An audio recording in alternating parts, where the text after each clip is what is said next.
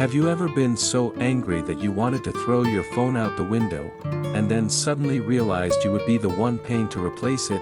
If yes, welcome, you might need Stoicism, the philosophy William B. Irvine calls a shield against the impulsiveness of the modern world. If Stoicism were a religion of calm, William B. Irvine would be its smiling preacher in the middle of a storm. He does not write to teach dry philosophy. He writes to teach us how to live in an era where every single day feels like an emotional ambush, temptation, outrage, comparison, and the endless scroll of social media. We are living in the age of size. Look around. Everyone is tired. Those with jobs complain about being busy, those without jobs complain about boredom, people in relationships complain about suffering, singles complain about loneliness. 5 minutes on Facebook and you will see hundreds of posts declaring that life is suffering, followed immediately by ads promising a fast way to escape it. William B. Irvine asks a brutally uncomfortable question: why are you miserable when what you have the most of is choice? He argues that much of our suffering comes from two things: our inability to control our emotions, and our inability to feel that what we have is enough. Modern humans are like children sitting in a room full of toys, crying because the neighbor's teddy bear is bigger. That is where Stoicism enters. Not to tell you to give up everything, but to teach you how to love life intelligently. Stoicism is not about becoming emotionless. It is the art of staying awake in a world designed to provoke you. It teaches you to react half a second slower than everyone else.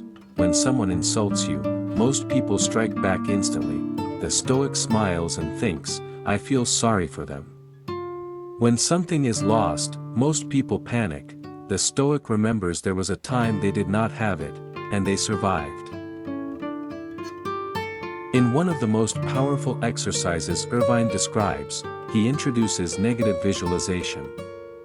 It sounds strange at first. Imagine losing what you currently have: your phone, your job, your partner. Each morning, ask yourself, if I lost this today, would I survive? Two things happen. First, you realize how much you already have. Second, you realize you would still live, even if you lost it. Fear begins to shrink. Irvine jokes, learn the lesson in imagination before life forces you to learn it in reality. By mentally rehearsing loss, you loosen its grip on your heart. At the core of Stoicism lies a simple division. There are things you can control, and there are things you cannot. Rain is not under your control, but bringing an umbrella is. People talking badly about you is not under your control, but whether you get angry is. The problem is that modern humans do the opposite. We try to control the weather. We try to control other people's opinions. We forget to control ourselves. Irvine advises, if you want peace, shrink your circle of control.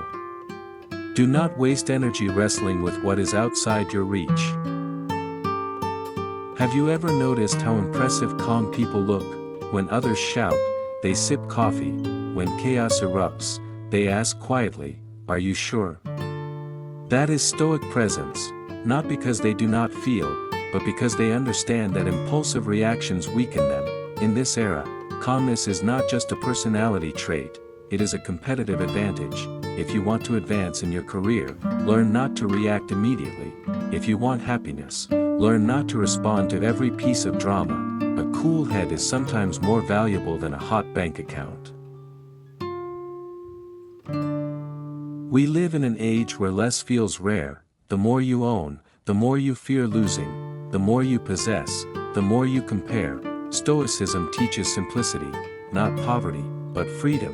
You may own things, but do not let things own your peace. Irvine shares how he once bought an expensive car. Soon after, he felt anxious every time he parked it. When it was scratched, he realized something profound. He did not lose the car. He lost his tranquility long before. When you learn to desire less, almost everything begins to feel sufficient.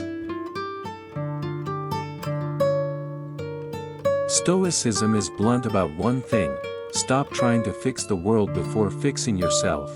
There is always someone criticizing the government, the boss, traffic, their spouse, everything, but they have never tried controlling their own mouth. Stoicism says, every time you lose your temper, you lose. Every time you remain calm, you win. The battlefield is not outside, it is within.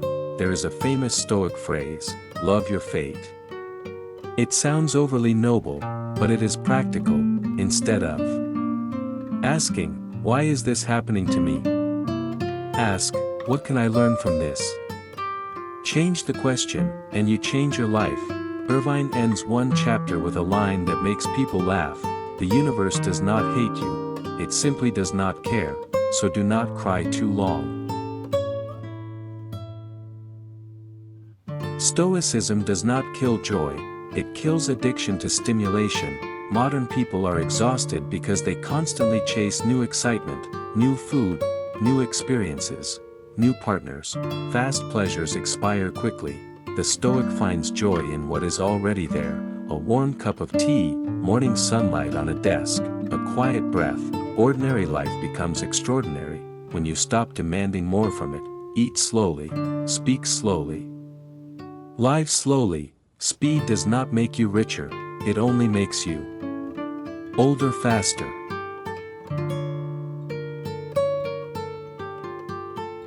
Stoics do not avoid thinking about death, they look directly at it. Irvine suggests imagining each morning as possibly your last, not to be morbid, but to be grateful. Many people fear death, because they have not truly lived. When you live meaningfully, death becomes a punctuation mark, not an erasure. The best way to not fear losing everything, is remembering there was a time, you had nothing. Irvine does not leave Stoicism on paper, he applies it to work, love, and social media. At work, do not expect fairness, be good enough that you do not depend on fairness. In love, do not make another person your only source of happiness, or you turn them into your jailer. On social media, do not react to everything. Sometimes silence is the most expensive response. Stoicism resonates now for 3 reasons. First, it speaks directly to modern exhaustion. Everyone is tense. Everyone is overwhelmed. Second, it is practical. Change one thought, and your experience changes. Third, it fits perfectly into a world obsessed with appearing composed. Stoicism does not remove emotion, it prevents emotion from removing you. It is a map out of irritation, anxiety, and comparison. It teaches that happiness is not found in adding more, but in caring less about what does not matter. William B. Irvine does not write so you admire Roman philosophers, he writes so you understand, you can live calmly too, even in a noisy city. The book does not promise wealth, it does not promise fame, it promises something rarer, peace. And in a world where peace has become a luxury, perhaps Stoicism is the gift you should give yourself.